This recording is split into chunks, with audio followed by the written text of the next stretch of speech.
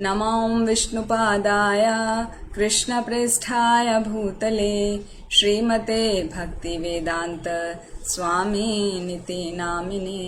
नमस्ते सरस्वते देवे गौरवाणी प्रचारिणे निर्विशेष शून्यवादी पाश्चात्य देशतारिणे। जय श्री कृष्ण चैतन्य प्रभु नित्यानंद श्री अद्वैत गदाधर शिवासादि गौर भक्त वृंदा। हरे कृष्णा कृष्णा कृष्णा हरे हरे, हरे राम राम राम हरे हरे। ओम नमो भगवते वासुदेवाय। ओम नमो भगवते वासुदेवाय। ओम नमो भगवते वासुदेवाय। नारायणं नमस्कृत्यं नरं चैव नरोत्तमं देवीं सरस्वतीं व्यासं ततो जयं मुदीरयेत्। नष्टप्रायेषु भद्रेषु नित्यं भागवत सेवया भगवती उत्तम श्लोके भक्तिर्भवति नैष्ठिकीः। हरे कृष्ण।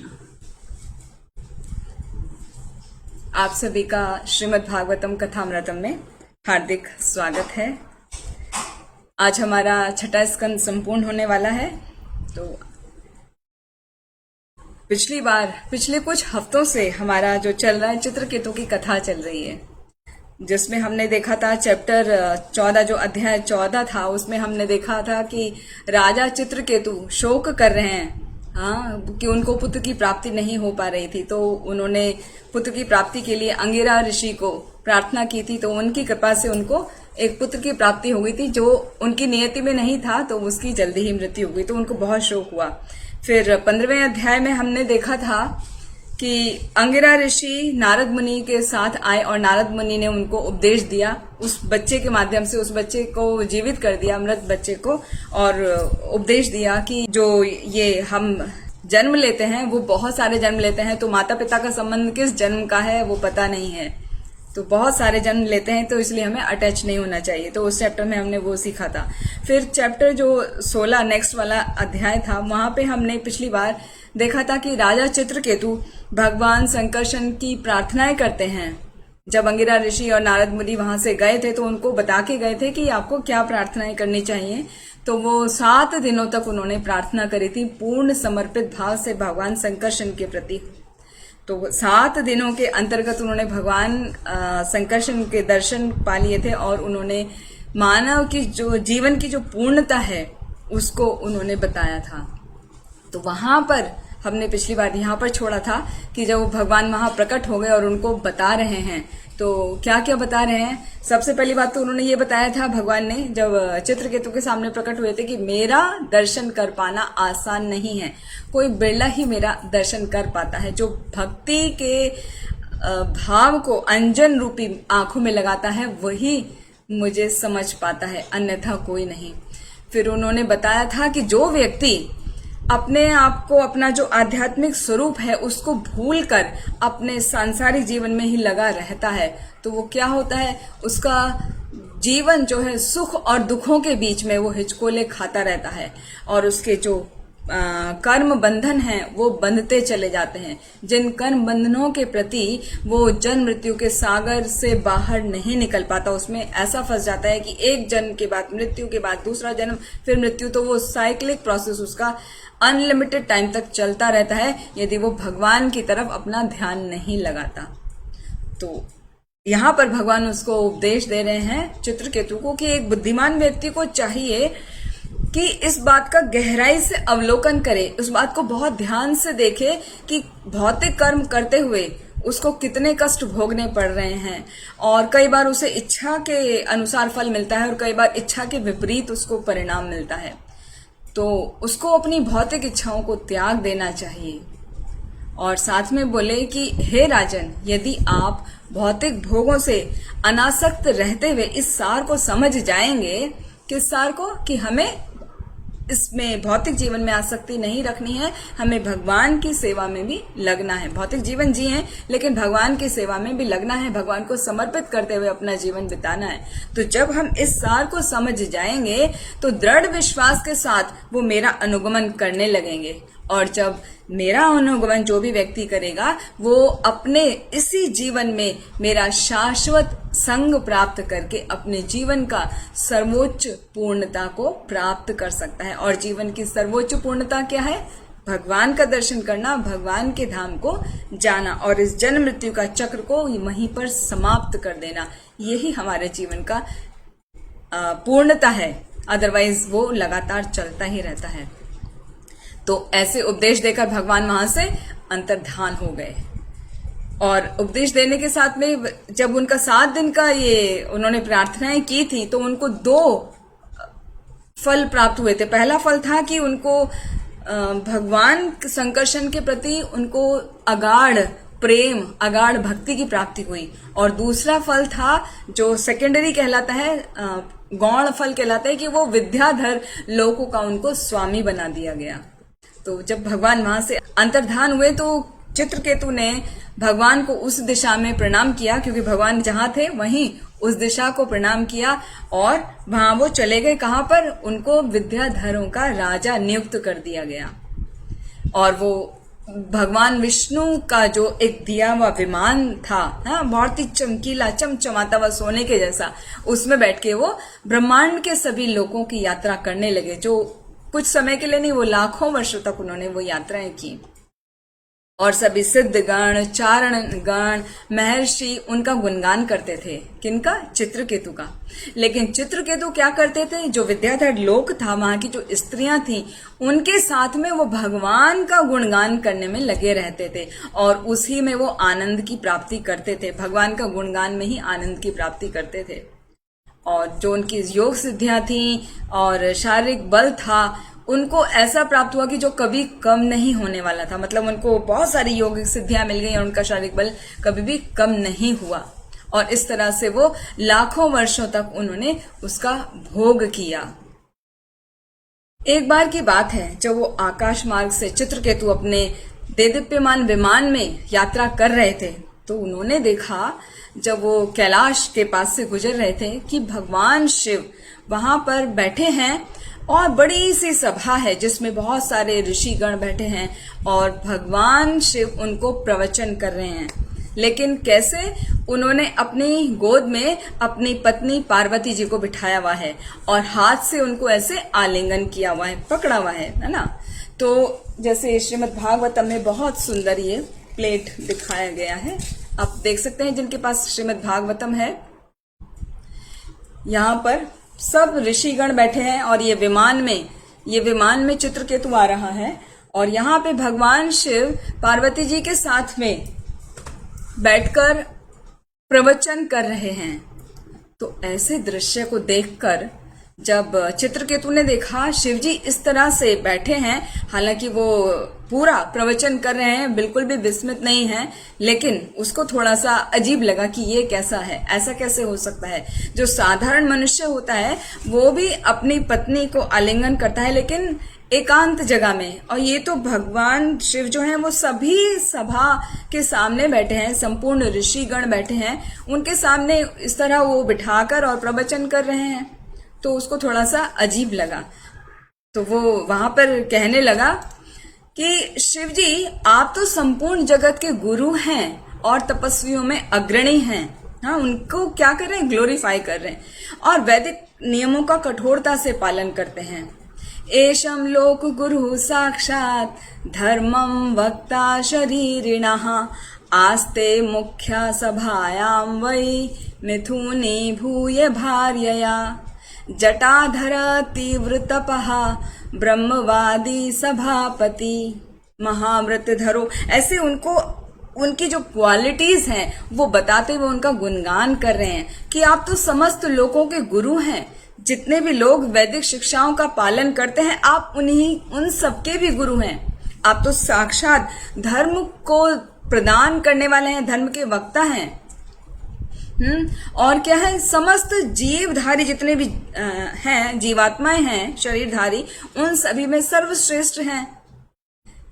फिर आप जटाधारी हैं, आप हमेशा तपस्या में, ऐसी तपस्या में लगे रहते हैं जिसका कोई तुलना नहीं करी जा सकती, अतुलनीय तीव्र तपस्या में आप लगे रहते हैं। और आप क्या हैं, ब्रह्मवादी हैं, वैदिक नियमों के अनुयायी हैं, सभापति हैं, सभा में सर्वश्रेष्ठ व्यक्ति आप ही हैं, और महाव्रत धरो, महान व्रत का पालन करने वाले हैं। तो आप इस तरह से कैसे अपनी पत्नी को बिठाकर प्रवचन कर रहे हैं? ऐसा तो कोई साधारण मनुष्य करता होगा, लेकिन उसके लिए भी वो उचित नहीं है, क्योंकि वो भी एकांत स्थान में करते हैं। तो आप कैसे कर रहे हैं? तो साथ में वो वहां पर उसकी तुलना कर रहे हैं। एक्चुअली चित्रकेतु ने भगवान शिव को उनका मजाक नहीं उड़ाया। वो दोनों भगवान संकर्षण के ही भक्त हैं। शिवजी जी जो हैं वो भी भगवान संकर्षण के भक्त हैं, और चित्रकेतु ने तो अभी अभी भगवान संकर्षण की कृपा प्राप्त की है। तो अपने उनको समकक्ष समझकर, मतलब अपने जैसा समझकर, वो उनको बता रहे हैं एक इनडायरेक्ट वे में, उनको ग्लोरीफाई करते हुए कि आपको ऐसा नहीं करना चाहिए शिव जी। क्योंकि जैसा भगवत गीता में बताया गया है, यद यद आचरति श्रेष्ठ तत्तद एवेतरो जनः स यद प्रमाणम कुरुते लोकस्तद अनुवर्तते। कि श्रेष्ठ व्यक्ति जो जो आचरण करता है, बाकी जो व्यक्ति हैं, जो उनके अधीन हैं, जो उनको देख रहे होते हैं, वो सब उन्हीं के अनुसार कार्य करते हैं। तो आप तो सभा में सर्वश्रेष्ठ हैं, आप ऐसा करेंगे तो बाकी सब क्या करेंगे? और जो मनुष्य आपके गुणों को ठीक से नहीं समझता, वो तो ये समझेगा कि कितना आसान है, ऐसा तो कोई भी कर सकता है ना? कोई भी अपना किसी भी सभा में अपनी पत्नी को इस तरह आलिंगन कर सकता है। तो ऐसा दूसरों को सिखाने के लिए उन्होंने बोला, वो किसी आलोचना के लिए नहीं बोला, किसी तरह उनको मतलब मर्म आहत करने के लिए नहीं बोला शिव जी को। उनको खाली ये बताने के लिए कि आप ऐसा आचरण करेंगे तो बाकियों का क्या होगा, आप ऐसा मत करो।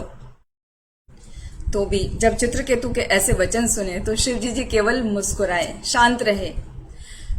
और शिव जी का ऐसा व्यवहार देखकर वहां पे जितने भी ऋषिगण बैठे थे वो सभी शांत रहे, क्योंकि शिव जी और ऋषिगण सभी जानते हैं कि चित्रकेतु भी कोई साधारण नहीं है।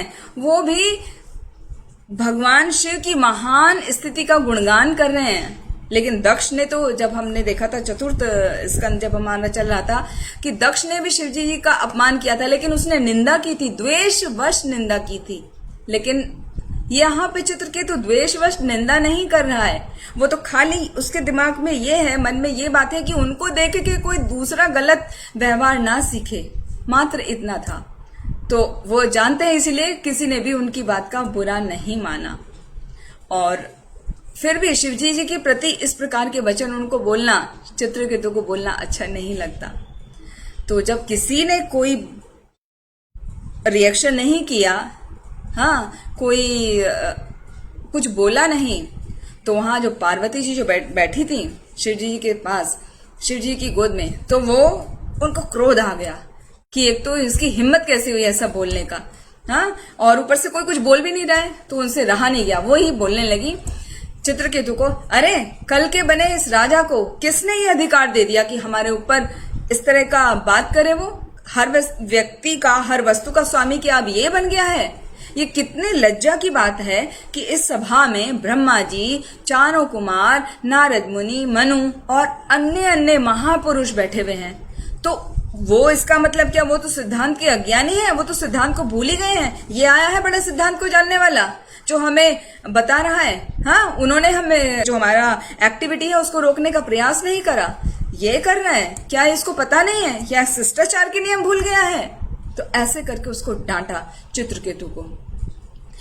और बोलने लगी पार्वती माता कि चित्रकेतु तुम सबसे अधम हो क्षत्रियों में, हाँ, और तुम अपने महान अधिकार जो हैं उनको लांघ कर धर्म के मूर्तिमान स्वरूप भगवान शिव जी की तुमने निंदा की है।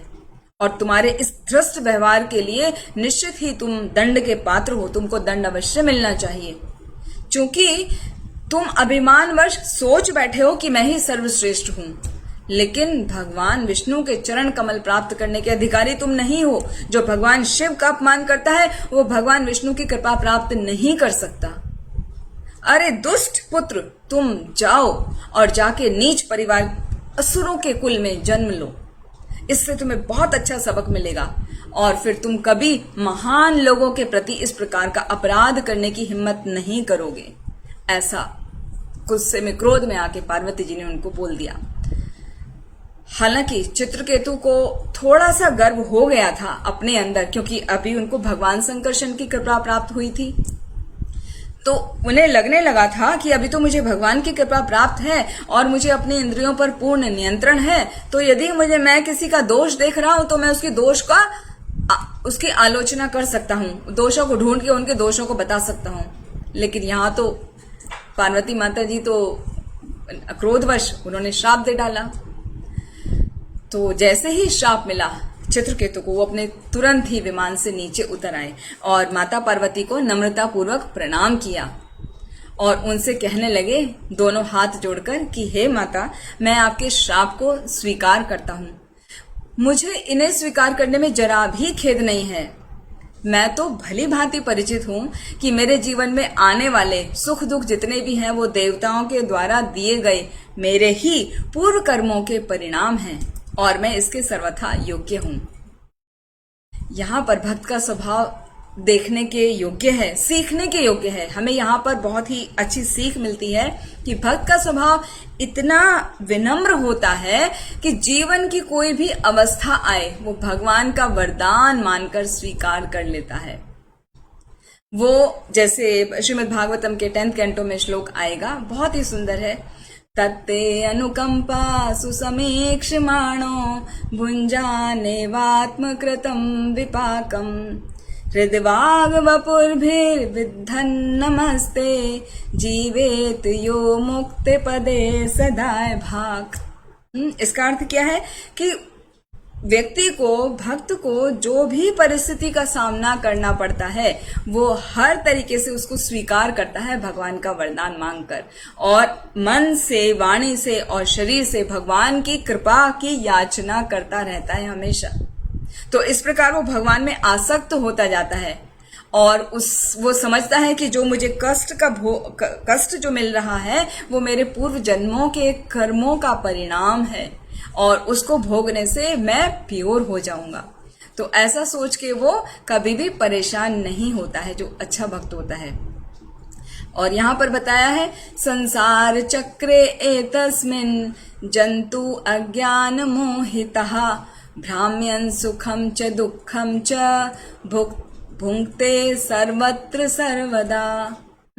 कि संसार चक्र एतस्मिन्, ये जो संसार का चक्र है, जंतु अज्ञान मोहिता, जो व्यक्ति है, हाँ, जो मनुष्य है वो अज्ञान के मोह से ग्रस्त होकर इस संसार के चक्र में भटकता रहता है।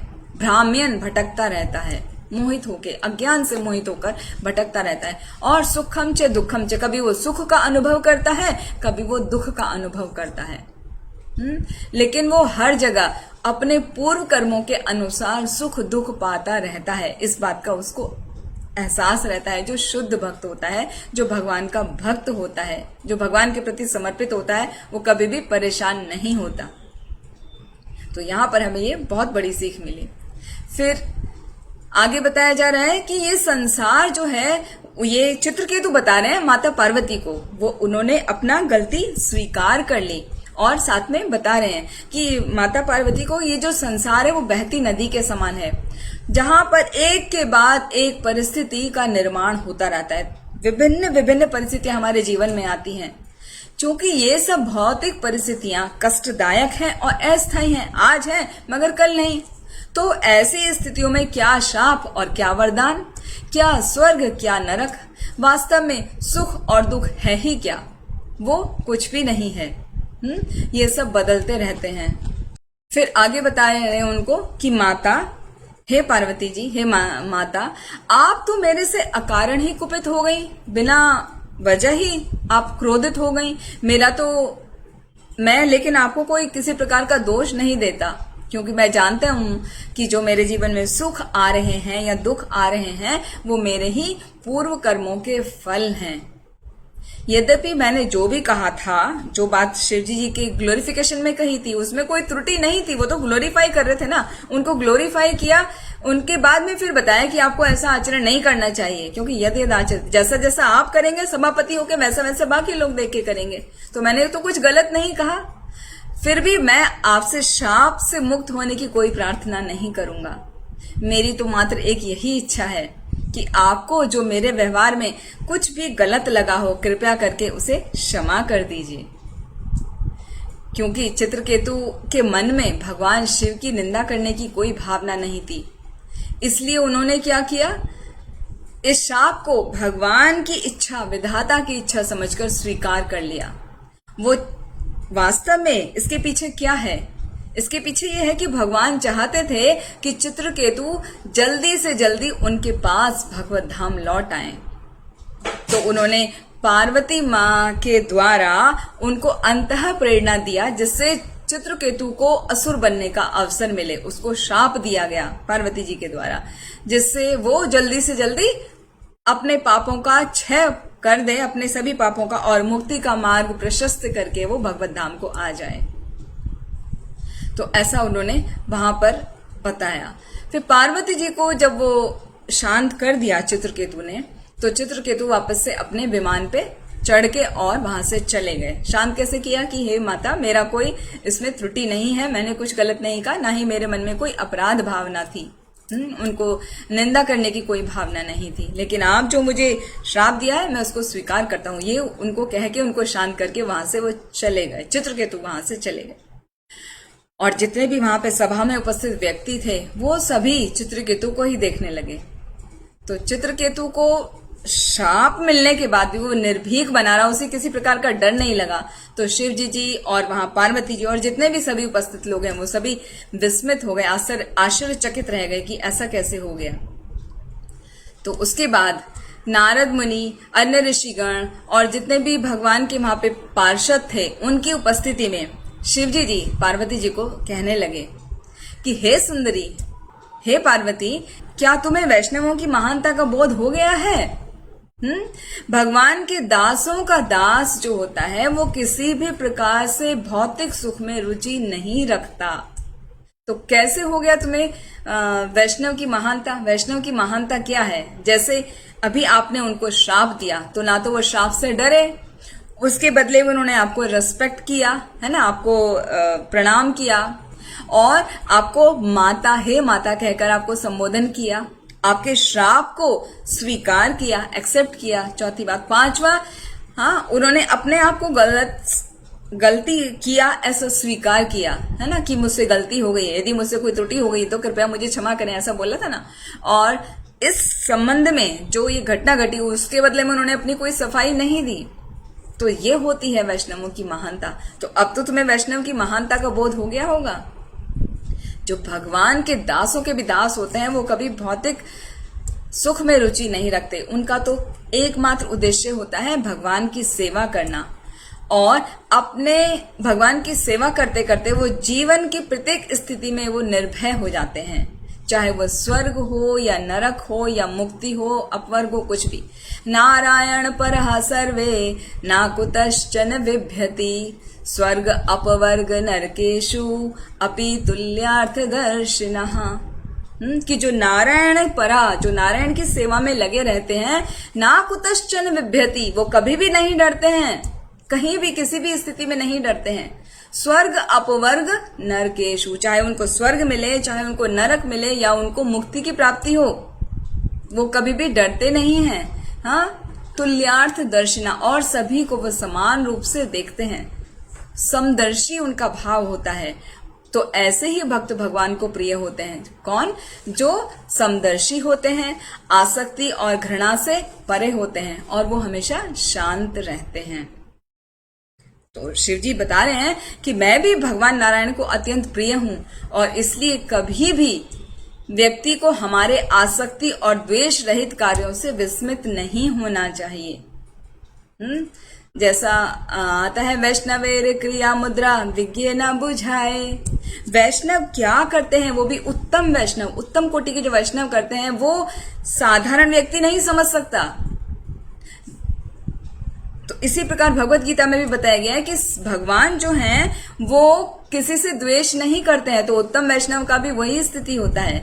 भगवत गीता में आता है ना, समोहम सर्वभूतेषु नामे द्वेषो अस्ति ना प्रियः ये भजन्ति तु माम भक्त्या मयि ते तेषु चाप्यहम्, कि मैं कभी किसी से द्वेष नहीं करता हूं। मेरे लिए भगवान कह रहे हैं, भगवान कृष्ण अर्जुन से, मैं कभी भी किसी से द्वेष नहीं करता हूं, मेरे लिए सभी समान हैं, सभी को मैं प्रेम करता हूं, लेकिन जो मेरी भक्ति करते हैं उनको मैं एडिशनल मयि ते तेषु चाप्यहम्, वो मेरे अत्यंत प्रिय हो जाते हैं।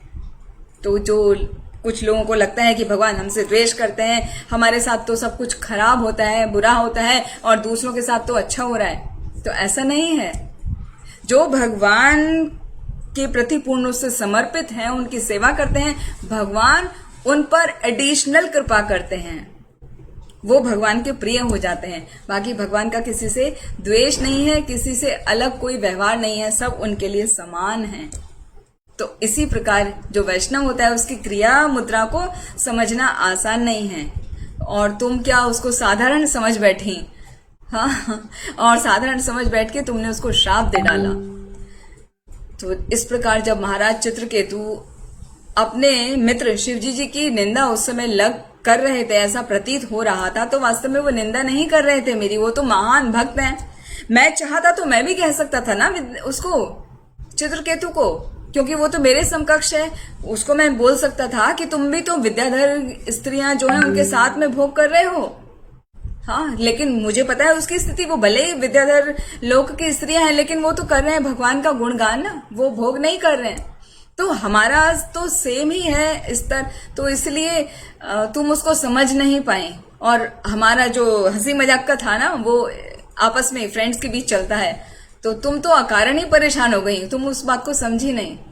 तो ऐसा सुनकर पार्वती जी को बहुत लज्जा आ गई, और उन्हें लगा कि मेरे से गलती हो गई है। उन्होंने अपना दोष स्वीकार करा और अपने चेहरे को साड़ी के पल्लू से ढक लिया, ये कि मेरे से गलती हो गई। तो यहां पर बताया गया है कि महाराज चित्रकेतु कौन हैं। जब उनको यहाँ शाप मिला तो वहां वो चित्रकेतु त्वष्टा ने जो यज्ञ किया था, हाँ, अग्नि यज्ञ किया था, उसमें से प्रकट हुए थे। तो जब यहाँ माता पार्वती ने चित्रकेतु को अभिशाप दिया तो वो चित्रकेतु त्वष्टा के यज्ञ कुंड से वृत्तासुर के नाम से प्रकट हुए थे। तो चित्रकेतु और वृत्तासुर अलग नहीं है, वो एक ही व्यक्ति हैं। महाराज चित्रकेतु की हम कथा सुनते आ रहे हैं ये 3-4 एपिसोड से, कि चित्रकेतु को कैसे पुत्र प्राप्ति की इच्छा थी, फिर कैसे चित्रकेतु को उपदेश दिया गया, फिर चित्रकेतु ने कैसे भगवान संकर्षण का दर्शन लिया और विद्याधर लोक के वो स्वामी बने, और कैसे पार्वती जी का उनको श्राप प्राप्त हुआ, अभिशाप मिला।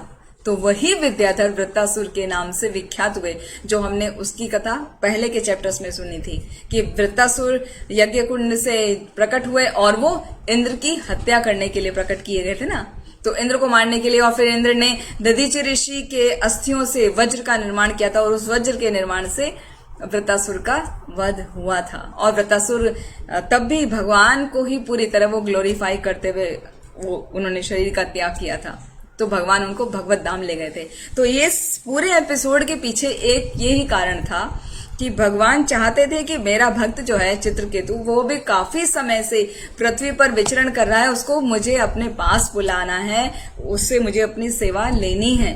तो इसलिए उसको कैसे जल्दी से जल्दी लाया जा सके, तो उसका उन्होंने पार्वती जी को एक माध्यम बनाया। उनको श्राप मिला और वृत्तासुर के जन्म में वो पाके छोटे से समय में ही, है ना, वो तो बड़े भी नहीं हुए। वृत्तासुर तो पिछले एपिसोड में सुना था ना हमने, जब वृत्तासुर का वृतांत चल रहा था, तो कैसे वो एकदम से बहुत बड़ा हो गया था, विशाल हो गया था, और तुरंत ही उसकी फिर मृत्यु भी हो गई थी।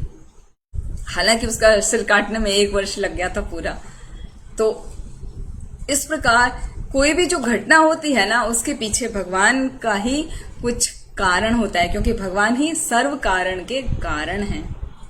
तो यहाँ पर बताया गया है, यहाँ पर ये चैप्टर पूरा होता है और लास्ट में बताया गया है कि जो भी कोई इस शुद्ध भक्त का, इस वृत्तासुर और चित्रकेतु का इतिहास को पूरा सुनता है वो अपने बद्ध जीवन से मुक्त हो जाता है।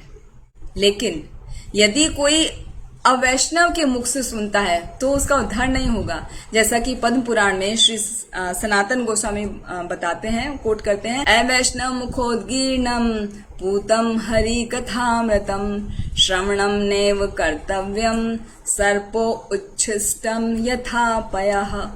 यथापया, पया कहते हैं दूध को। जैसे दूध को एक सांप छू के चला गया तो वो दूध कैसा हो गया, जहरीला हो जाता है, उसको कोई भी पिएगा उसका मृत्यु निश्चित है।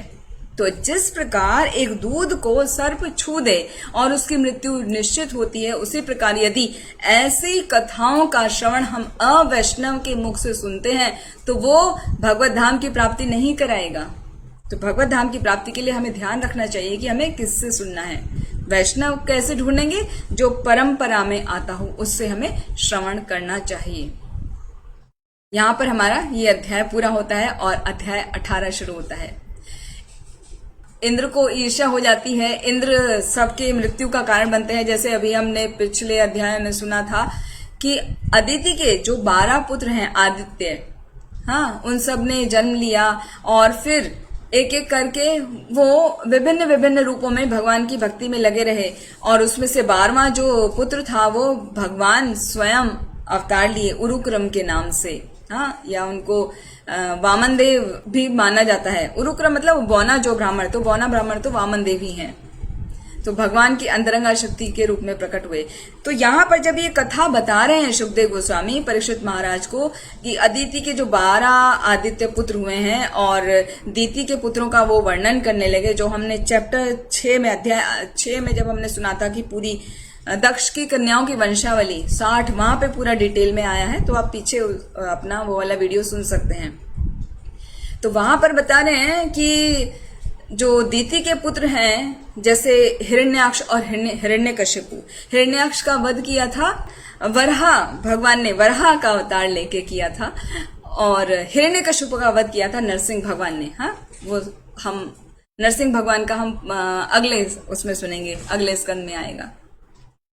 तो ये जितने बाकी जो कयाधु ने हिरण्यकशिपु के इस तरह से 4 पुत्र और हुए, सहलाद, अनुहलाद, हलाद और प्रहलाद, और उन्होंने एक कन्या को भी जन्म दिया था। तो साथ में वो बता रहे हैं परीक्षित महाराज को शुकदेव गोस्वामी की विरोचन जो है वो प्रहलाद महाराज का पुत्र है, और दीति ने इसके साथ में इनको ही नहीं 49 मरुद गणों को भी जन्म दिया। तो हिरण्याक्ष और हिरण्यकशिपु को तो इंद्र के द्वारा मारा गया, भगवान ने मारा वराह रूप लेके या नरसिंह भगवान का रूप लेके, लेकिन इंद्र उनका कारण था। और दीति के 49 मरुद गणों को जन्म दिया गया। तो वो किस प्रकार से हुआ, तो जब ऐसे बता रहे थे, ऐसे जैसे हम बता रहे हैं ऐसे शॉर्ट में बता रहे थे, तो महाराज परीक्षित कहने लगे कि ये कैसे पॉसिबल है। दीति से जितने भी पुत्र हुए हैं वो ज्यादातर असुर ही हुए हैं, जैसे हिरण्यकशिपु, हिरण्याक्ष। तो आप बता रहे हैं कि मरुदगण जो हैं वो देवताओं के स्तर को प्राप्त हो गए, तो ऐसा कैसे संभव हुआ। तो यहां पर शुकदेव गोस्वामी बताने लगे उनको कि ठीक है, मैं आपको पूरा विस्तार से बताता हूं, अब आप सुनो। तो वो बताने लगे कि इंद्र की रक्षा करने के लिए भगवान विष्णु ने हिरण्याक्ष और हिरण्यकशिपु का वध किया था, है ना, इंद्र को बचाने के लिए। तो उनकी माता जो है दीति, तो दीति को इंद्र के प्रति बहुत ही क्रोध आने लगा, बहुत ईर्ष्या हो गई कि इस इंद्र की वजह से ही मेरे दोनों पुत्र हिरण्यकशिपु और हिरण्याक्ष मारे गए। तो ये बहुत ही पापी है, मैं इस ऐसे पुत्र को जन्म दूंगी जो इस इंद्र की हत्या कर सके, क्योंकि ये इंद्र ने ही भगवान विष्णु को उकसाकर मेरे पुत्रों का वध कराया है, और ये बहुत ही निर्दयी है, पापी है। वो दिन कब आएगा जब मैं इस इंद्र से बदला लूंगी, प्रतिशोध लूंगी और अपने मन की अग्नि को शांत करूंगी। ऐसा दीति ना परेशान हो रही थी, और वो क्या सोच रही है कि व्यक्ति चाहे कितना ही बड़ा क्यों ना हो, लेकिन मृत्यु के पश्चात तो वो उसका शरीर राख ही बन जाता है ना, जलने के बाद तो राख हो जाता है या मल बन जाता है। तो यदि कोई अपने ऐसे नश्वर शरीर को पालने के लिए द्वेषवश दूसरों की हत्या करता है तो निश्चित ही जीवन के वास्तविक उद्देश्य से वो अनभिज्ञ है और अपने लिए स्वयं नरक का मार्ग प्रशस्त करता है, मतलब उसको नरकगामी होना पड़ता है। ऐसा दीति को पता है, लेकिन वो किसके बारे में सोच रही है? इंद्र के बारे में, है ना, कि उसने द्वेषवश मेरे बाकी पुत्रों को मरवा दिया। तो वो सोचने लगी कि ये जो अमर अमर अपने अजर अमर समझ रहा है ना, निरंकुश बना हुआ है ना इंद्र, मैं उसको सबक सिखाऊंगी और ऐसे पुत्र को जन्म दूंगी जो इसका वध कर दे। तो ऐसा मन में विचार करते हुए दीति जो है अपने पति कश्यप मुनि की सेवा करने लगी। दिन रात उनको जो भी संभव उनसे प्रयास होता था वो करने लगी, उनको प्रसन्न रखने का। कठोर परिश्रम करती, बहुत ही प्रेम पूर्ण उनसे व्यवहार करती, बहुत ही नम्र स्वभाव उन्होंने कर लिया था, है, और अपनी इंद्रियों का नियंत्रण रखते हुए अपने पति की जो भी आज्ञा थी उसका वो पालन करने लगी। हमेशा मीठे वचन बोलती, हमेशा सेवा में लगी रहती, सुमधुर मुस्कान से और कटाक्षों से कश्यप मुनि की वो सेवा में लगी थी। तो क्या हुआ, कश्यप मुनि आकर्षित हो गए अपनी पत्नी से। और हालांकि कश्यप मुनि बहुत विद्वान थे, लेकिन वो अपनी पत्नी का इस बनावटी व्यवहार को नहीं समझ पाए और उनका मन हुआ कि ये जो भी चाहती है उसको प्रसन्न करना चाहिए, मेरी कितनी सेवा कर रही है।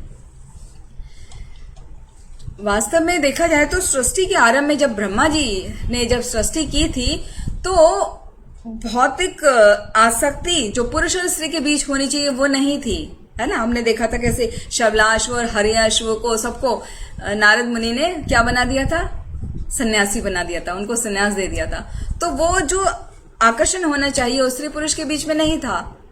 तो इसलिए क्या किया ब्रह्मा जी ने, प्रजा की उत्पत्ति करने के लिए, कि प्रजा की उत्पत्ति तो करनी पड़ेगी, तो पुरुष के आधे अंग से ही उन्होंने स्त्री का निर्माण किया, जिससे पुरुष का मन को स्त्री हर सके और इस संसार में अनुरक्त कर सके, जिससे आगे प्रजा की उत्पत्ति हो सके। तो दीति अपने सौम्य व्यवहार से आकर्षित कर लिया उन्होंने कश्यप मुनि को। और जब कश्यप मुनि प्रसन्न हो गए तो कश्यप मुनि कहते हैं, हे सुंदरी, हे आनंदिते, मैं तुम्हारे व्यवहार से बहुत प्रसन्न हूं। तुम्हारे मन में जो भी अभिलाषा हो वो निसंकोच कहो, मुझे बताओ तुम्हें क्या चाहिए।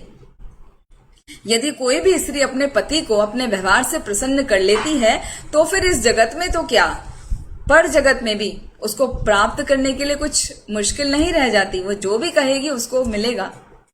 तो मेरे पास तो इतनी शक्तियां हैं, कहो हे सौम्या, हे सुंदरी, हे सुंदरांगी। इतने सुंदर सुंदर नामों से उनको बुला रहे हैं कश्यप मुनि अपनी पत्नी दीति को, कि तुमने मुझे भगवान का प्रतिनिधि मानते हुए निष्ठा और भक्ति भाव से मेरी सेवा की है।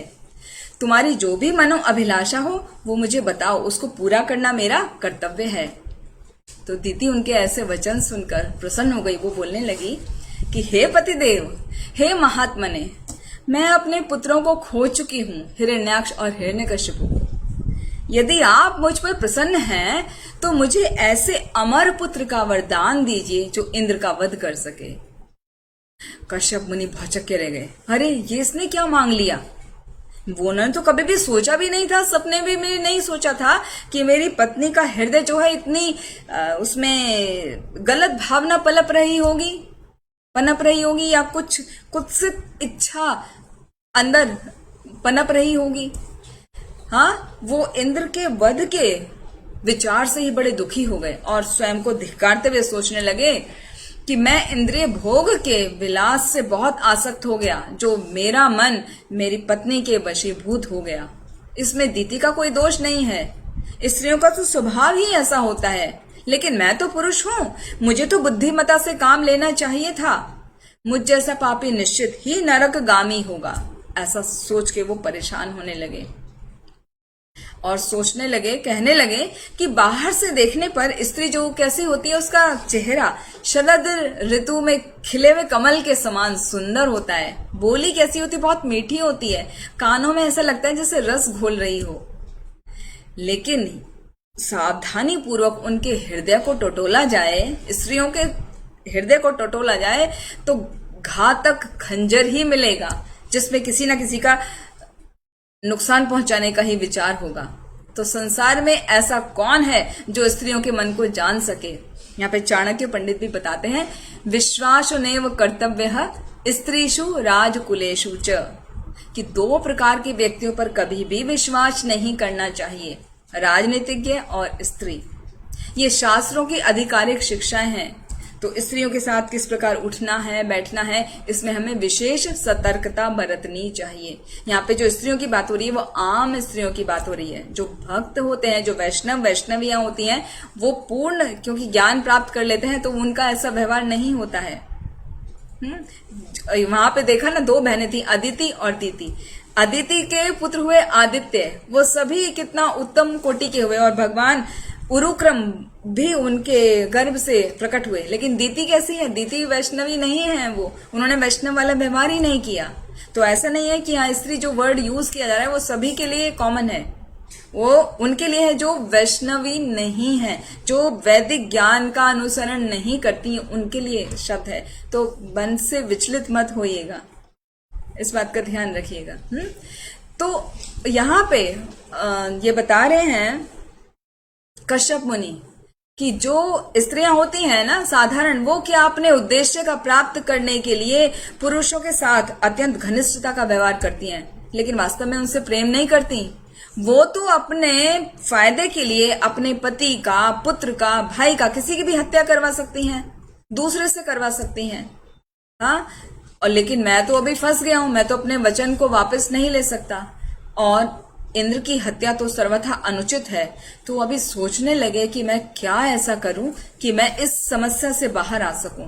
तो वो बहुत विचार करने लगे तो कि उसके जो उनकी पत्नी है दीति के जो हृदय है उसको कैसे शुद्ध संस्कार उसमें डाले जाएं जिससे वो द्वेष रहित हो जाए और इंद्र को मारने का जो उसका विचार है उसको त्याग दे। तो वो दीति से कहने लगे, हे प्रिया, यदि तुम मेरे निर्देश के अनुसार 1 साल तक व्रत का पालन करोगी तो तुम ऐसे पुत्र को जन्म दे सकोगी जो इंद्र का वध करेगा। लेकिन यदि तुम्हारी थोड़ी सी भी चूक हो गई तो तुम्हें ऐसा पुत्र प्राप्त होगा जो इंद्र का मित्र होगा। जैसे यहाँ पर बताया गया है, इसके जो श्रील प्रभुपाद ने उसमें बताया है परपट में, कि जो कृष्णा कॉन्शियसनेस होती है ना कृष्ण भावनामृत में, यहाँ पर प्रत्येक स्त्री और पुरुष को उत्तम कोटि की शिक्षा प्रदान की जाती है। पुरुषों को सिखाया जाता है कि किस प्रकार भगवान का भक्त, अच्छा भक्त बनना चाहिए उत्तम कोटि का, और स्त्री को सिखाया जाता है कि किस प्रकार पति का परम अनुयायी, अनुगामिनी बनना चाहिए। तो जब स्त्री और पुरुष को ऐसी शिक्षा मिलती है वैदिक शास्त्रों के अनुसार, तो उनका जीवन बहुत ही सुखी होता है, तो उनका कभी भी दुखी नहीं होना पड़ता। तो कोशिश करना चाहिए कि जो भगवान के बताए हुए नियम हैं उनका पालन करें। जैसे कि उसमें भी आता है चैतन्य चरितामृत में, नरोत्तम दास ठाकुर ने बताया चैतन्य महाप्रभु का आंदोलन, ब्रजेंद्र नंदन है शचि सुत हेले से बलराम हैलनिताई, दिनहीन यत छिल हरि नाम उद्धारिल, तार साक्षी जघाई मधाई। कि वजेंद्र नंदन है, जो वजेंद्र नंदन है, जो कृष्ण है, वो हो गए हैं हाँ निमाई, और बलराम हो गए हैं निताई। जो निमाई निताई हैं, गौर निताई जिन्हें बोलते हैं, वो हैं खुद भगवान स्वयं और उनके भाई बलराम। और वो क्या जगाई मदाई का उद्धार करने आए। तो कृष्ण भावना में जो कृष्णा कॉन्शियसनेस है वो इतनी प्रबल है कि उसमें परम मलिन जो व्यक्ति है, जैसे जगाई मदाई हैं, उन जैसे व्यक्तियों को भी शुद्ध करके उनको श्रेष्ठतम वैष्णव बना दिया जाता है। तो जो व्यक्ति उनका पालन करता है शास्त्र के नियमों के अनुसार से, वो पवित्र हो जाता है। तो वही बात उनके मस्तिष्क में थी कश्यप मुनि के, कि कैसे मैं अपनी पत्नी दीति का दिमाग चेंज करूं, कैसे ब्रेन वॉश करूं, आजकल का लैंग्वेज ब्रेन वॉश कैसे करूं। तो यद्यपि स्त्रियां जो हैं स्वभाव से बहुत ही सेल्फिश होती हैं, लेकिन उनका एक दूसरा पहलू भी है, खाली सेल्फिशनेस नहीं है, एक अच्छी बात भी है। क्या है वो?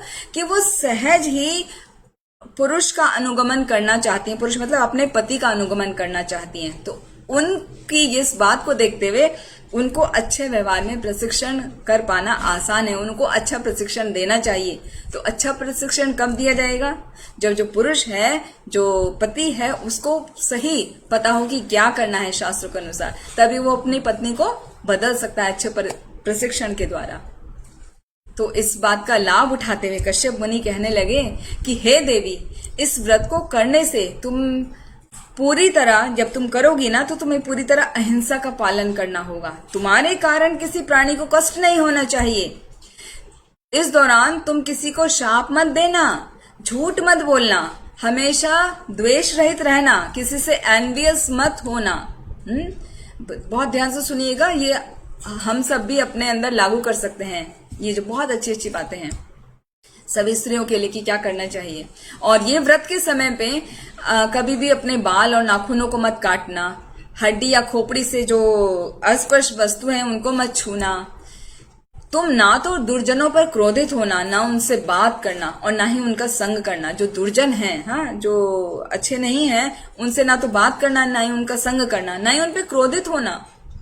ऐसे वस्त्र नहीं पहनना जो साफ नहीं हो, धुले हुए ना हो। ऐसी माला मत पहनना जो दूसरे ने स्वीकार कर ली हो। भगवान का उच्चिष्ट लेना, लेकिन ऐसे नहीं किसी और की माला पहना दे कोई। किसी की झूठन मत खाना। शूद्रों द्वारा या अस्पृश्य व्यक्ति द्वारा कुछ भोजन लाया गया हो तो उसको ग्रहण मत करना। मांस मछली जैसी जो देवी को चढ़ाया जाता है ना, वो प्रसाद मत खाना कि देवी का प्रसाद कह के आपको कोई खिलाए, तो वो मत पीना। अपनी अंजुली से पानी मत पीना, हाँ, बर्तन से पानी पीना, गिलास से।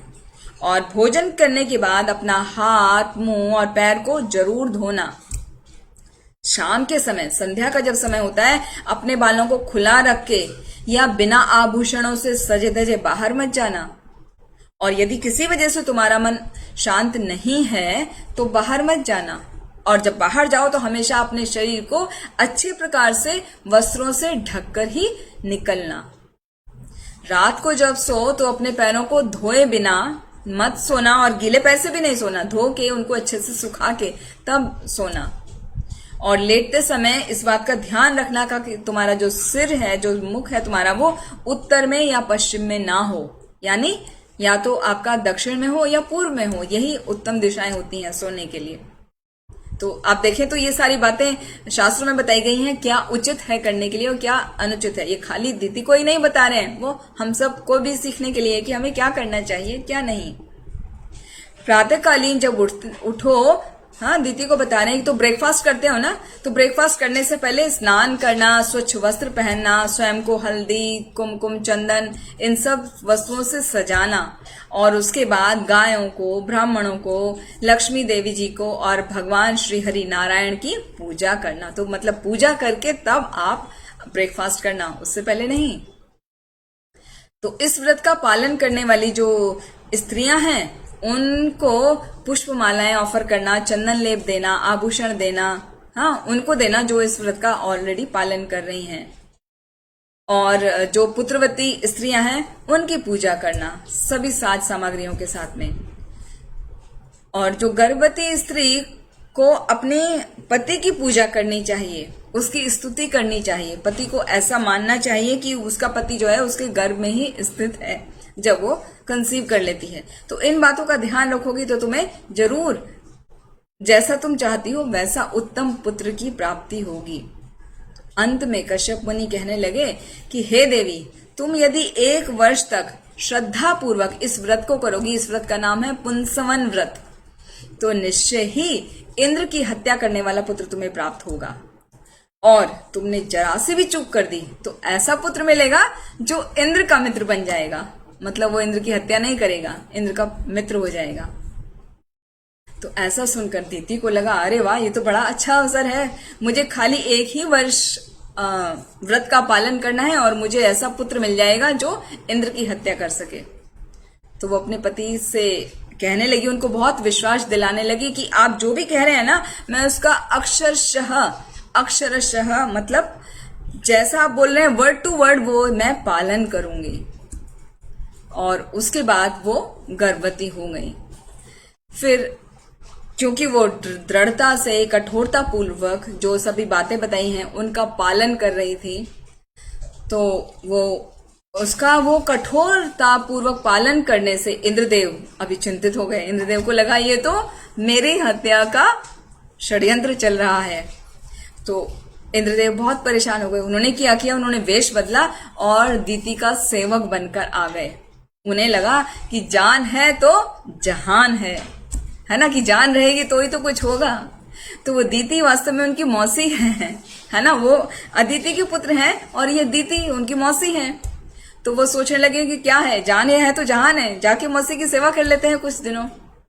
तो वो सेवा करने लगे दीति की।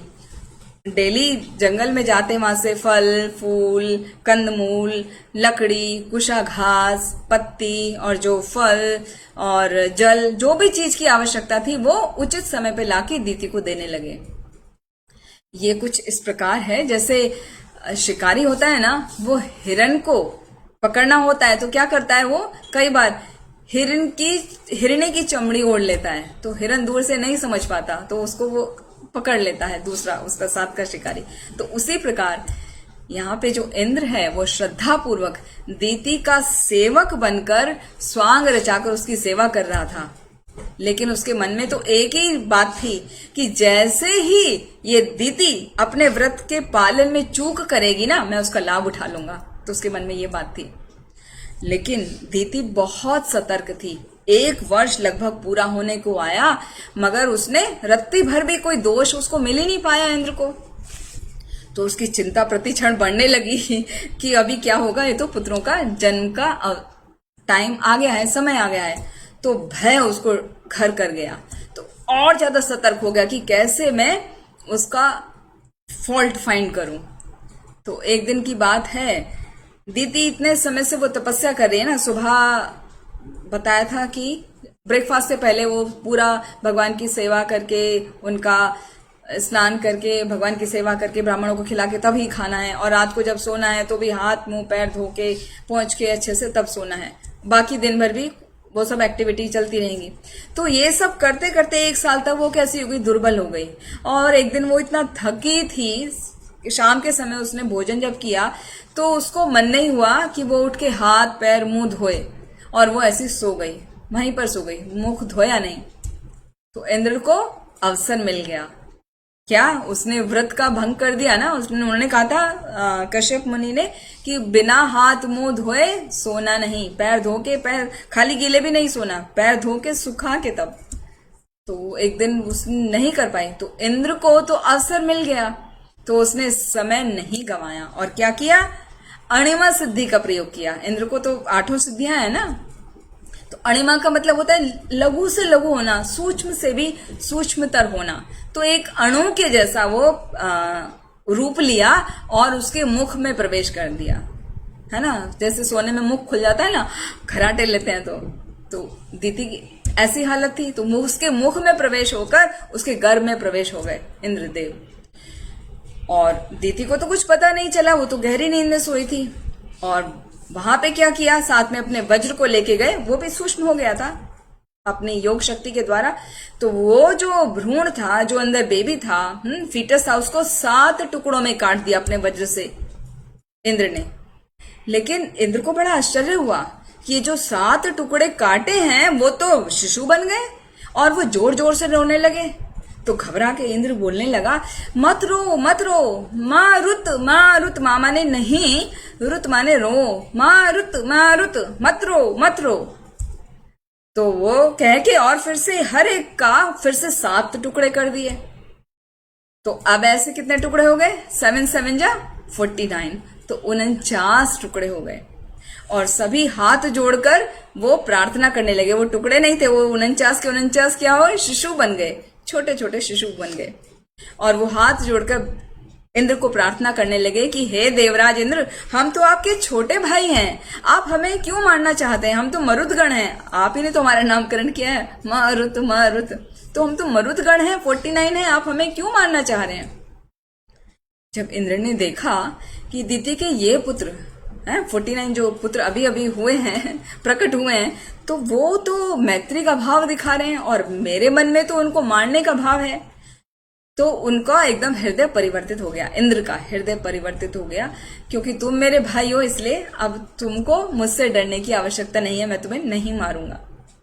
तो यहाँ पर सुखदेव गोस्वामी परीक्षित महाराज को कह रहे हैं, परीक्षित महाराज को बता रहे हैं कि जिस प्रकार हाँ जब तुम अपनी माता के गर्भ में थे तो अश्वत्थामा ने क्या ब्रह्मास्त्र छोड़ा था और तुमको मारने के लिए, तो ब्रह्मास्त्र क्या गर्भ में प्रवेश कर गया था और तुमको पूरा जला देता था। लेकिन भगवान नारायण आप उसके गर्भ में प्रवेश कर गए, आपकी माँ के उत्तरा के, और तब आपकी रक्षा करी। तो इसी प्रकार भगवान नारायण की कृपा से भले ही इंद्र ने 49 टुकड़े कर दिए, 49 शिशु हो गए, तो उनकी मृत्यु नहीं हुई, वो मृत्यु ना होने के कारण सब जीवित हो गए। तो इस तरह से कितने हो गए, 49 शिशु आ गए, पैदा हो गए। तो यहाँ पर साथ में बताया कि जो भी व्यक्ति एक बार भी भगवान का भजन करता है उसके फलस्वरूप वो वैकुंठ लोक में प्रवेश करके भगवान जैसा स्वरूप प्राप्त कर लेता है। तो दीति ने क्या किया था, लगभग 1 वर्ष तक भगवान विष्णु की आराधना की थी। तो फिर इसमें कौन सी आश्चर्य की बात है कि उसके गर्भ से जो जन्म लेने वाले मरुदगण हैं वो भगवान की कृपा प्राप्त करके वो देवताओं के स्तर को उन्होंने प्राप्त कर लिया। उसमें क्या अजीब है, कुछ भी नहीं है। जो भगवान का भजन करता है वो तो वैकुंठ लोक में प्रवेश करके भगवान का रूप प्राप्त कर सकता है। तो वो क्या 49 बच्चे वो भगवान का कृपा प्राप्त नहीं कर सकते और देवताओं का स्तर प्राप्त नहीं कर सकते? बिल्कुल कर सकते हैं। तो भगवान का भजन करने से क्या हो गया, दीति का हृदय जो पूरी तरह निर्मल हो गया है ना। उन्होंने बताया था ना कि आपको द्वेष नहीं करना, किसी की हानि नहीं करना, तो वो भाव रखोगी तो इंद्र का मित्र आएगा। तो वो तो भाव पूरा साल रखा ही नहीं, इंद्र तो रोज सामने सेवा करता था लेकिन वो भाव नहीं रखा। तो वो उनका हृदय क्या हो गया, दीति का हृदय पूरी तरह से निर्मल हो चुका था और उधर इंद्र का भी हृदय पूरी तरह से निर्मल हो गया था। तो जैसे ही नींद से जगी दीति, उसने पास में देखा कि 49 छोटे छोटे शिशुओं का जन्म हो चुका है और वो सभी कैसे बड़े तेजस्वी हैं और इंद्र के साथ बातचीत कर रहे हैं। हाँ, मैत्रीपूर्ण व्यवहार देखा तो दीति का मन तो बहुत प्रसन्न हो गया। उसके मन में जो ईर्ष्या भाव था वो पूर्ण रूप से खत्म हो चुका था, पहले ही खत्म हो चुका था और अभी तो वो प्रसन्न हो गई उनको देख के, अपने 49 पुत्रों को देख के। वो इंद्र से बोली, हे पुत्र, हाँ वो भी तो पुत्री है ना, मौसी का है ना, मौसी का लड़का है। तो हे पुत्र, मेरे इस कठोर व्रत का जो मैंने पालन किया, मेरा एकमात्र उद्देश्य था कि जो तुम 12 आदित्य हो ना उन सबका वध हो सके और एक ही पुत्र की कामना करना चाह रही थी मैं। तो ये तो 49 हो गए, तो ये कैसे हो गया? हाँ, इसके पीछे क्या रहस्य है, मुझे सच सच बताओ। इंद्र ने उत्तर दिया, अब वहां तो सच बोलना ही है ना। तो हे माते, मैं स्वार्थवश अंधा हो गया था, धर्म के नियमों से मैं पथ भ्रष्ट हो गया था और मैं यहाँ पर वेश बदल कर आया था जिससे आपका व्रत के पालन में कोई एक दोष ढूंढ सकूं और अवसर मिलते ही आपके गर्भ में प्रवेश कर सकूं और उसको नष्ट कर सकूं। तो जैसे ही मुझे अवसर मिला मैं आपके गर्भ में प्रवेश कर गया और मैंने उसके 7 टुकड़े कर दिए आपके गर्भस्थ शिशु के। लेकिन हुआ क्या, प्रत्येक टुकड़ा तो 7 शिशु बन गया। तो मैंने एक बार वापस से उनको हर शिशु को फिर 7 टुकड़ों में कर दिया। तो इस तरह 7 जा 49। तो इस तरह 49 शिशुओं का जन्म हो गया। और ये हे माता, ये आपकी भक्ति का ही प्रताप है। आप जो इतना भक्ति कर रही थी ना, तो उसी की वजह से ये सभी देवगण, मरुदगण जो है वो देवता के गुणों के साथ में वो उनका जन्म हुआ है। जैसे भागवतम में आता है ना, 5वें स्कंद में हमने सुना था, यस्यास्ति भक्ति भगवत्या किंचना सर्वे गुणे सत्र समासते सुरहा। कि यदि किसी भी व्यक्ति में भक्ति की प्रवृत्ति, भक्ति करने की प्रवृत्ति जो जागृत हो जाती है, जाग जाती है, वो भगवान के प्रति समर्पित रहने लगता है, तो वो परमेश्वर की, भगवान की सेवा करके और भी शुद्ध हो जाता है और उसके शरीर में निश्चय ही श्रेष्ठ गुण सभी प्रकट हो जाते हैं। और जैसा कि भगवद गीता के 18वें अध्याय का लास्ट श्लोक आता है ना, यत्र योगेश्वरः कृष्णो यत्र पार्थो धनुर्धरः तत्र श्री विजयो भूतिर ध्रुवा नीतिर मतिर ममः। कि जहां पर योगेश्वर कृष्ण हैं, पार्थ धनुर्धर हैं, वहां पे विजय हाँ, नीति ध्रुवा और भूति ध्रुवा नीति ये होती हैं, अवश्य होती है, मतलब उसकी अवश्य ही जीत होती है। तो ये हे माँ आप ही की भक्ति का प्रताप है जो ये मरुदगण देवताओं का गुण प्रकट लेके प्रकट हुए हैं। तो भगवान की शुद्ध भक्ति किए बिना कोई भौतिक इच्छा रखे और भगवान का भजन करे तो भगवान उसकी समस्त इच्छाओं की पूर्ति कर देते हैं। तो कहने लगे, साथ में उनको ग्लानि हो रही है ना इंद्र को, तो कहने लगे हे माँ मैं तो कितना दुष्ट हूं, कृपया मुझे मेरे अपराध के लिए क्षमा कर दीजिए। तो इंद्र का जो ऐसा उसने सच बोला है, तो सद्व्यवहार किया और क्षमा की प्रार्थना भी की, तो दिति प्रसन्न हो गई। उसके मन में कोई भी वैर भाव नहीं रहा इंद्र के प्रति। तो इंद्र ने अपनी मौसी को बारंबार प्रणाम किया और अनुमति मांगी कि मैं अपने भाइयों के साथ में अब स्वर्गलोक को जा सकूं। तो ये पूरी जो बताया गया ना ये कथा ही कि वहां पे परीक्षित महाराज ने पूछा था कि कैसे दिति के तो पुत्र असुर हैं, वो स्वर्गलोक कैसे गए, उनको देवता का स्वरूप कैसे प्राप्त हुआ। तो वहां पर ये वर्णन करने के लिए उन्होंने परीक्षित महाराज को बताया। तो यहाँ पर अभी परीक्षित महाराज कहने लगे, अभी ये 19वां चैप्टर शुरू होता है जो इम्पोर्टेंट है, पुंसवन व्रत का विधि क्या है जो दिति ने फॉलो किया था। तो उसको ध्यानपूर्वक सुनेंगे। शुकदेव गोस्वामी से कह रहे हैं परीक्षित महाराज कि हे प्रभु पुंसवन व्रत के बारे में सुनने की मेरी तीव्र इच्छा हो रही है, और क्योंकि मैं जानता हूं कि इसके पालन से व्यक्ति भगवान विष्णु को प्रसन्न कर सकता है, तो कृपया करके मुझे वो विधि बताइए।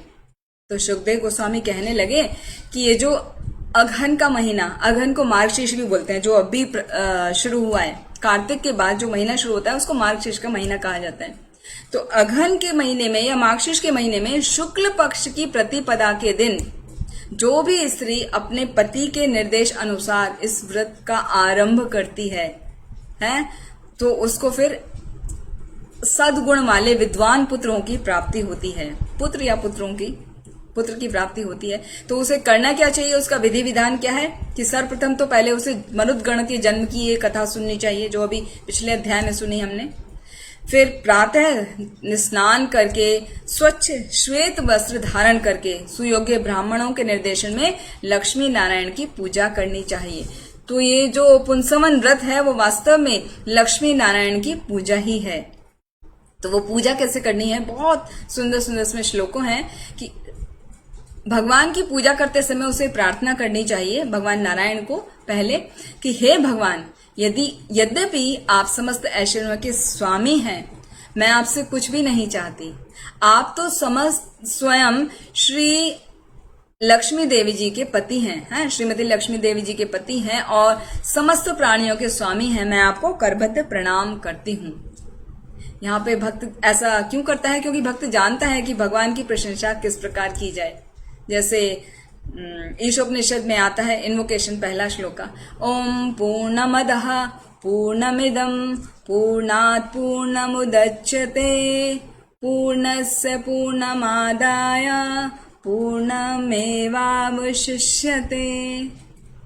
कि भगवान पूर्ण है, उनसे जो भी प्रकट होता है वो भी पूर्ण होता है, और कितना भी उनसे प्रकट हो जाए वो सभी पूर्ण होता है। वो सब भी भगवान से प्रकट होता है, अपने आप में पूर्ण है, और वो जो मुख्य इकाई है भगवान है वो कभी भी अधूरे नहीं होते, वो हमेशा पूर्ण ही रहते हैं। तो भगवान की जो विशेषता है भक्त वो जानता है, इसलिए वो उनको बार बार प्रणाम करता है। तो इस तरह वो भाव लेके कि भगवान आप पूर्ण हैं, आप समस्त ऐश्वर्यों के स्वामी हैं, लक्ष्मी देवी जी के पति हैं, और समस्त प्राणियों के स्वामी हैं, तो मैं आपको प्रणाम करता हूँ। सबसे पहला ये हमारा मन का भाव होना चाहिए। फिर भगवान विष्णु की स्तुति और प्रणाम करने के बाद माता लक्ष्मी जी की स्तुति करनी चाहिए। वो क्या है, विष्णु पत्नी महामाये महापुरुष लक्षणे प्रियेथा में महाभागे लोक माता नमस्तुते। इसका अर्थ है कि हे विष्णु पत्नी, हे भगवान की अंतरंगा शक्ति, हे आदि शक्ति, आप भगवान विष्णु से अभिन्न हैं, उनसे अलग नहीं हैं। आपके गुण और ऐश्वर्य भगवान विष्णु के ही समान हैं, उन्हीं के समान महान हैं। हे देवी लक्ष्मी, मुझ पर कृपा कीजिए, मैं आपको सादर प्रणाम करती हूँ। तो सबसे पहले नारायण को प्रणाम करना है और फिर लक्ष्मी जी को प्रणाम करना है। इसके बाद भक्त को एक अत्यंत महत्वपूर्ण मंत्र का उच्चारण करना चाहिए, जिसका अर्थ है, हे भगवान विष्णु, आप षड ऐश्वर्यमान हैं, आप सर्वशक्तिमान हैं, परम भोक्ता हैं।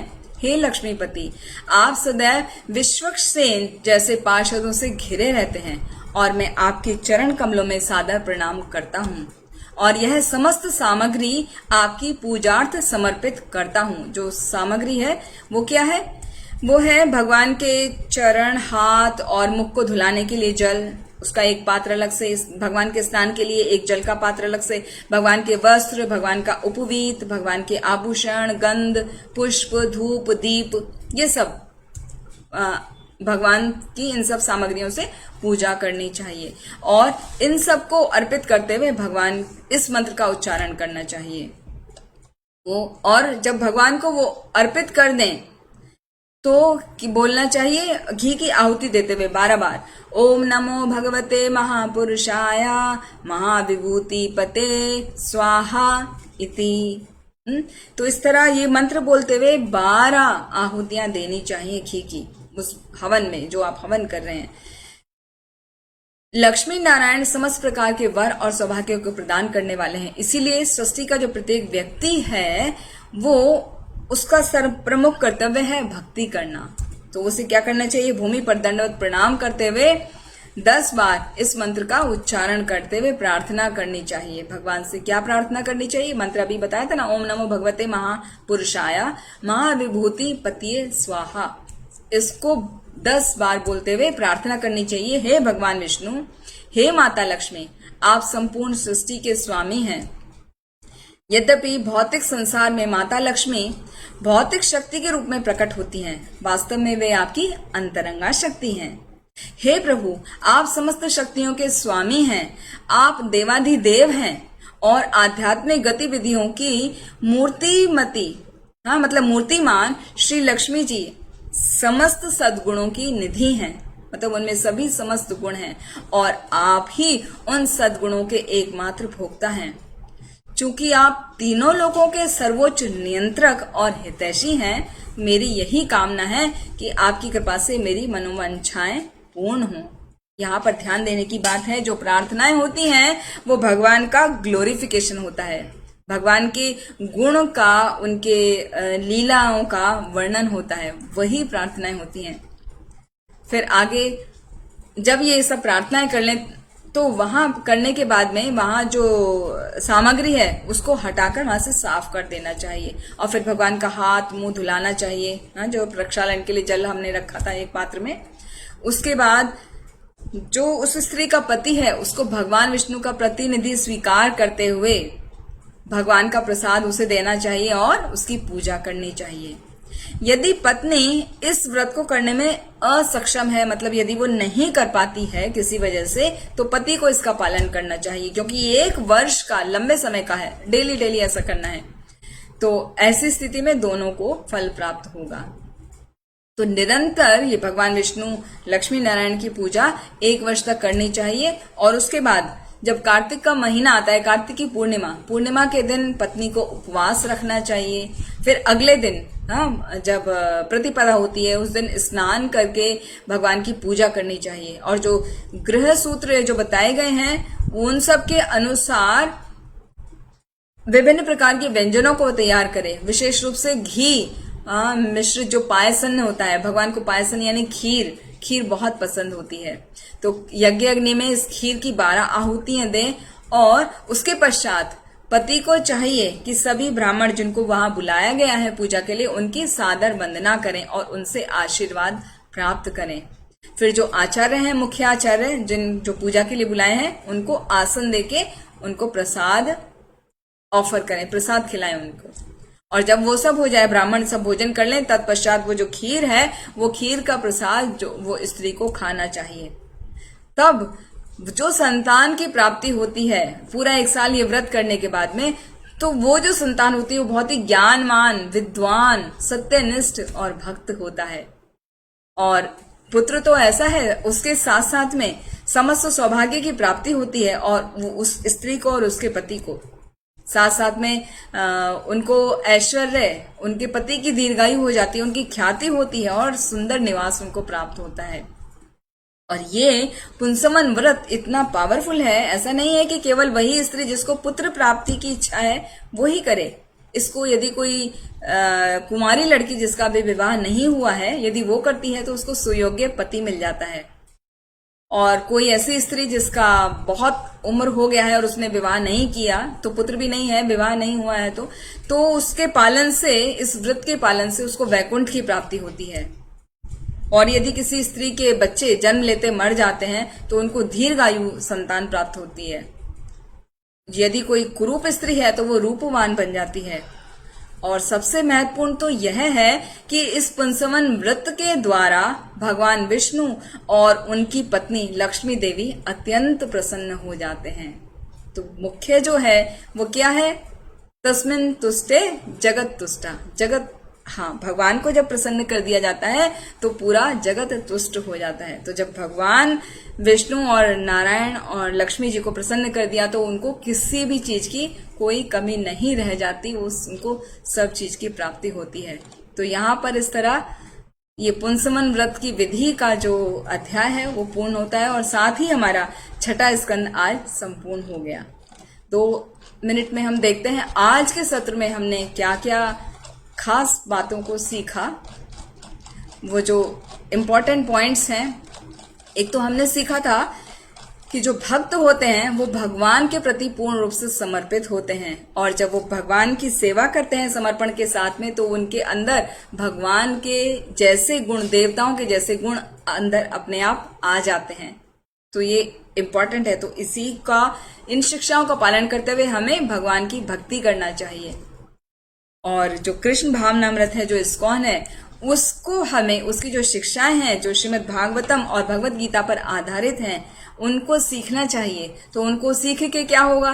यदि किसी को अपना जीवन सुखी बनाना है, हाँ, हस्बैंड वाइफ को बहुत ही परम सुख में जीवन व्यतीत करना है, तो यहाँ पर शिक्षाएं प्रदान की जाती हैं पुरुषों को कि किस प्रकार अच्छा कृष्ण भक्त बना जाए, और स्त्रियों को बताया जाता है कि किस प्रकार पति के अनुगामिनी, अनुयायी बना जाए। तो जब एक हस्बैंड जो होता है वो कृष्ण भक्त होता है और अच्छे से सब वैदिक नियमों का पालन कर रहा है, और स्त्री को केवल अपने पति की सेवा करनी होती है, तो जब वो अपने पति की अच्छे से सेवा करती है तो उसको भी पति का जो फल प्राप्त हो रहा है, उसको जीवन का लक्ष्य यदि प्राप्त हो रहा है, तो पत्नी को ऑटोमेटिकली प्राप्त हो जाएगा पति की सेवा करने से। और जब दोनों मिलके कार्य करते हैं तो उन दोनों का आपस का जीवन सुखमय हो जाता है। तो ये हमने आज के सत्र से सीखा। और साथ में ये था कि जो भी कृष्ण भक्ति में लगा रहता है उसका कितना भी मलिन मन हो वो शुद्ध हो जाता है, वो वैष्णव हो जाता है। जैसे हमने देखा दीति का और इंद्र का, दोनों का मन जो है बहुत मलिन था एक दूसरे के प्रति, वो किस तरह उनका मन पवित्र हो गया और दोनों को उनका जो लक्ष्य था उसकी प्राप्ति हुई। वो इंद्र मरुत गणों को लेके अपना वापस चले गए स्वर्गलोक को और इनका मन बहुत पवित्र हो गया। तो हमारा ये छठा स्कंद आज संपूर्ण हो गया। आप सभी बहुत ध्यान से सुन रहे हैं, आप सभी का बहुत बहुत धन्यवाद। आगे भी इसी प्रकार हम जुड़े रहेंगे और ज्यादा से ज्यादा भक्तों को हम जोड़ने की कोशिश करेंगे जिससे सभी श्रीमद् भागवतम की शिक्षाओं का लाभ उठा सकें। इसी के साथ हम अपनी वाणी को यहीं विराम देते हैं। ग्रंथराज श्रीमद् भागवतम की जय। श्रील प्रभुपाद की जय। वांछा कल्पतरुभ्यश्च कृपा सिन्धुभ्येव च पतितानां पावनेभ्यो वैष्णवेभ्यो नमो नमः। अनंत कोटि वैष्णव भक्त वृंद की जय। रामाचार्य श्री हरिदास ठाकुर की जय। श्री हरिनाम प्रभु की जय। निताय गौर हरि प्रेमानंदी। हरि हरि बोल।